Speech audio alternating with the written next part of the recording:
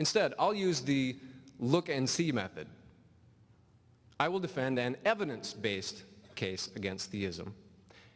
I'll argue that in light of the evidence, atheism is more reasonable to believe than theism.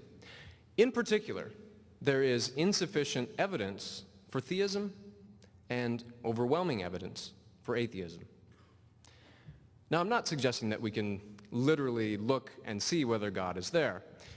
What I have in mind can be seen in the following kind of example. Imagine that it's your birthday and your roommate has promised to bake you a birthday cake while you're away at class.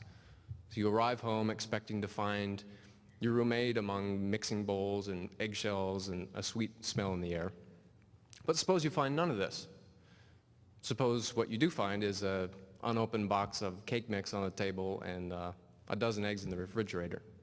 That is, you fail to find a number of things that you would expect to find had the cake been baked, and you find a number of things that you would not expect to find had the cake been baked.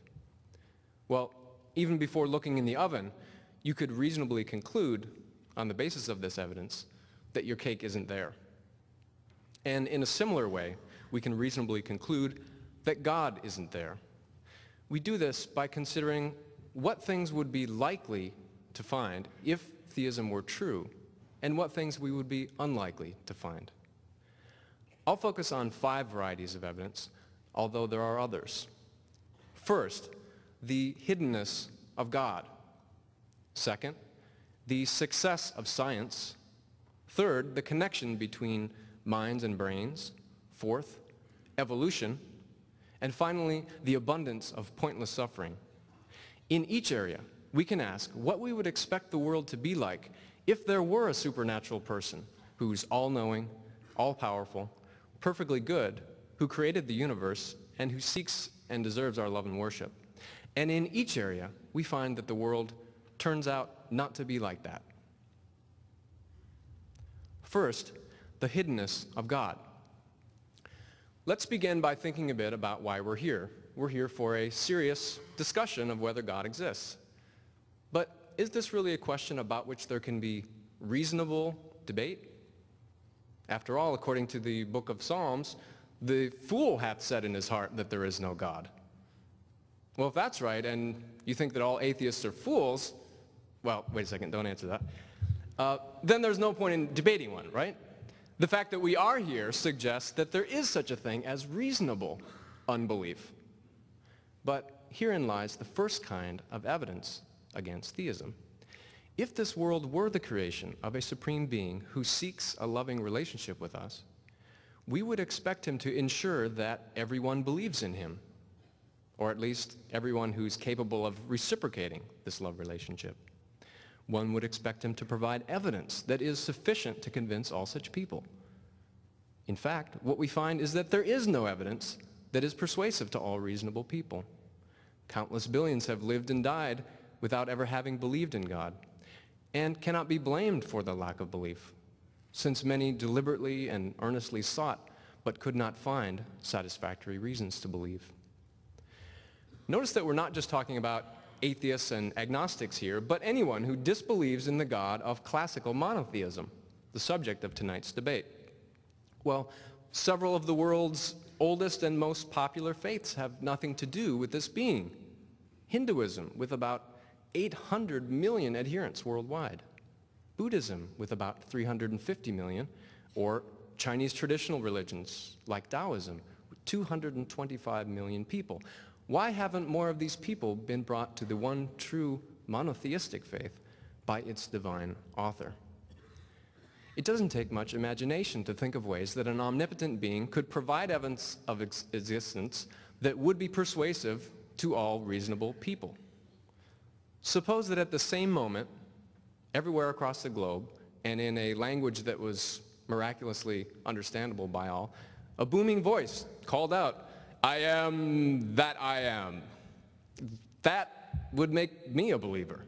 Or maybe less Hollywood. God could simply give each of us a clear, unmistakable inner awareness of his presence. Clearly, this has not happened.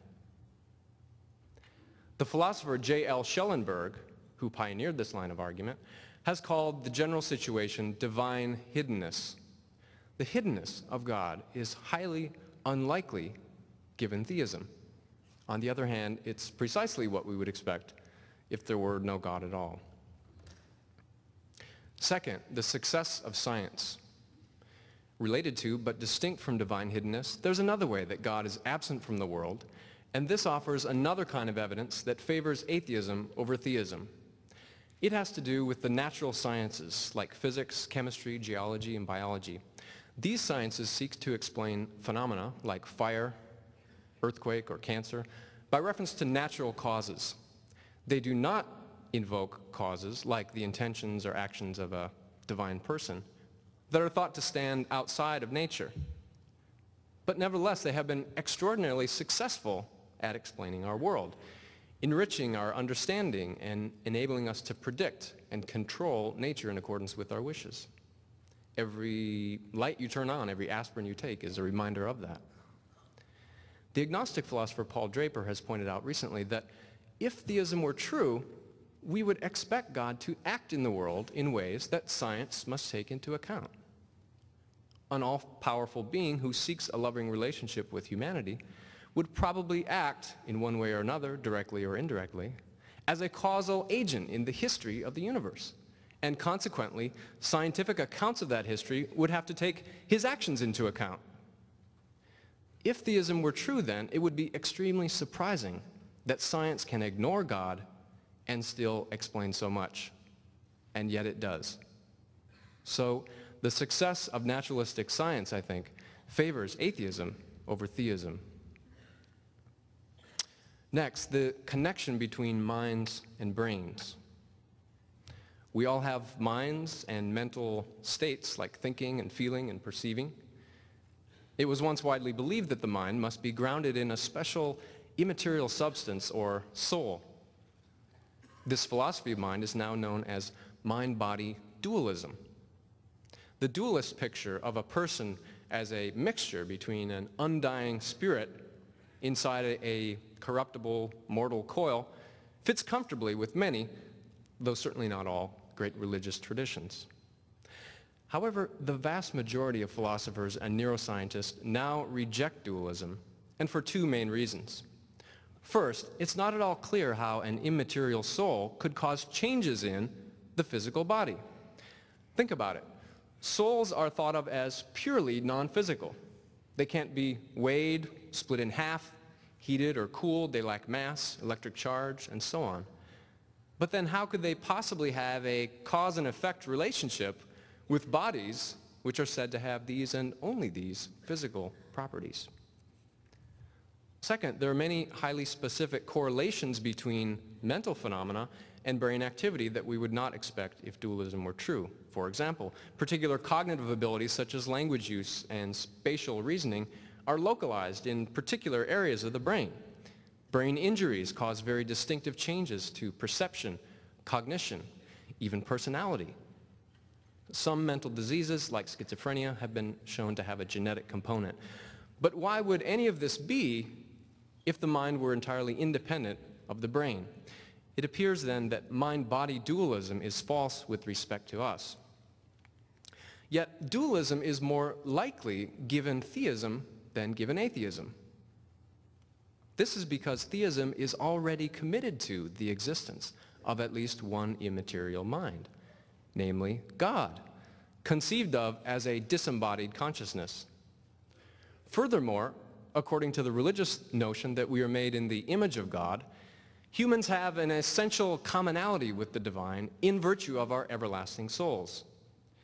Atheism, by contrast, makes none of these commitments and so gives us no expectation at all that people have souls. The discovery that we have none, then, supports atheism over theism.